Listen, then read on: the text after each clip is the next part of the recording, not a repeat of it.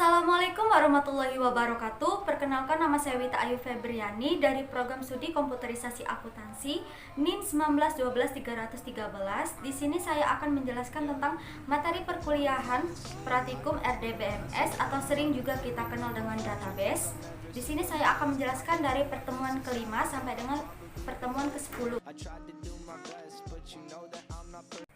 Sebelum masuk ke contoh kasus, di sini saya akan menjelaskan sedikit tentang stored prosedur.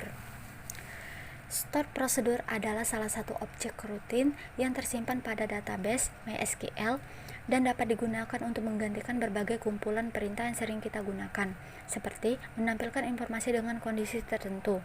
Stored prosedur sangat berguna ketika kita tidak ingin user mengakses tabel secara langsung, atau dengan kata lain, membatasi hak akses user dan mencatat operasi yang dilakukan. Dengan demikian, resiko kebocoran dan kerusakan data dapat lebih diminimalisir.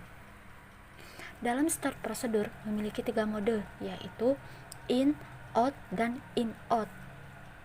In sendiri adalah mode default dalam stored prosedur. Jika dalam pembuatan stored prosedur tidak mencantumkan mode, maka mode in akan menjadi defaultnya. Pada saat melakukan pemanggilan atau call stored prosedur, nilai yang diberikan akan diteruskan ke dalam stored prosedur.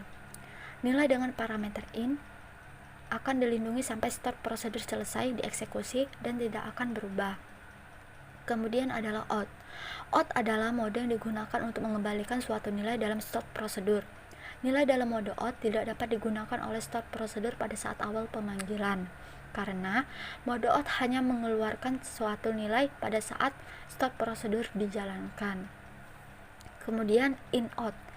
In-out adalah mode gabungan dari in dan out, yang berarti dapat memberikan suatu nilai dan mengembalikan nilai yang telah diubah dalam stored prosedur tersebut.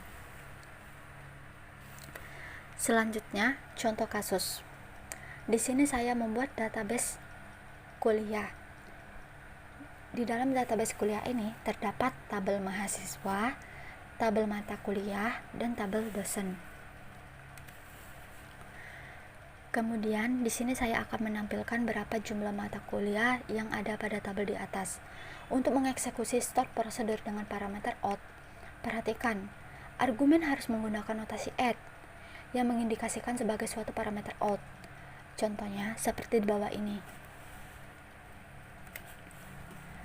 Berikutnya, saya akan menampilkan NIM dari mahasiswa yang ada pada tabel yang telah kita buat, apakah sedang mengambil mata kuliah atau tidak. Jadi, untuk mengetahui apakah NIM sembarang mahasiswa sedang mengambil mata kuliah atau tidak, jika sedang mengambil, set status ada, dan jika tidak mengambil, set status tidak ada. Berikut contohnya seperti di bawah ini. Kemudian, stored function. Pada materi operasional stored function kali ini hampir mirip dengan stored prosedur pada umumnya. Yang membedakannya adalah kalau di stored function bisa mengembalikan nilai balik atau return value. Parameter yang digunakan juga hanya parameter in.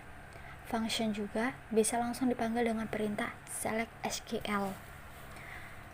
Berikut adalah contoh kasusnya. Kemudian trigger. Trigger dalam database adalah kode prosedural yang secara otomatis dijalankan untuk menanggapi perubahan tertentu pada tabel tertentu atau tampilan dalam database.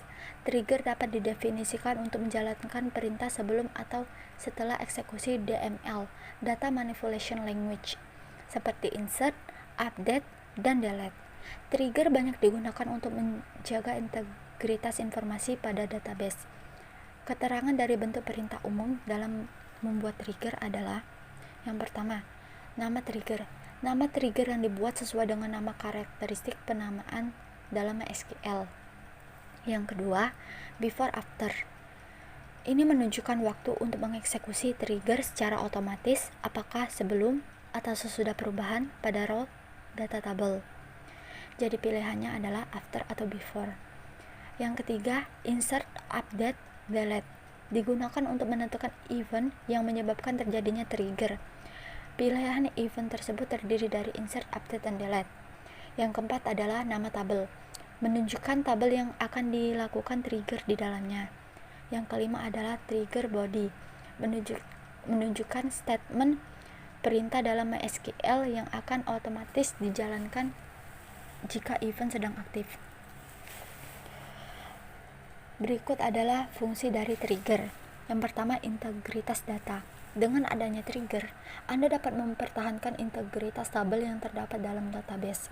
Sebab, Anda dapat melakukan operasi-operasi yang berkaitan dengan pengolahan database, seperti insert, update, dan delete.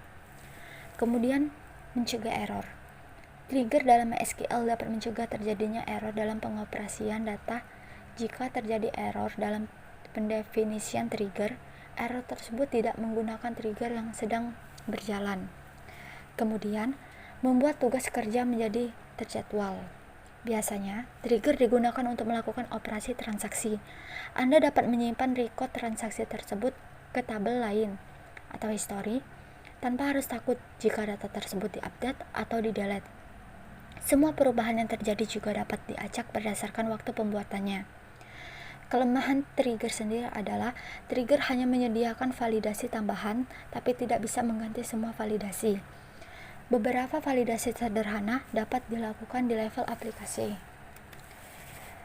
Berikut adalah contoh kasus dari trigger. Di sini saya membuat database penjualan. Di dalam database penjualan ini terdapat tabel barang. Kemudian, untuk menggunakan perintah trigger dalam database penjualan sendiri, contohnya seperti di bawah ini.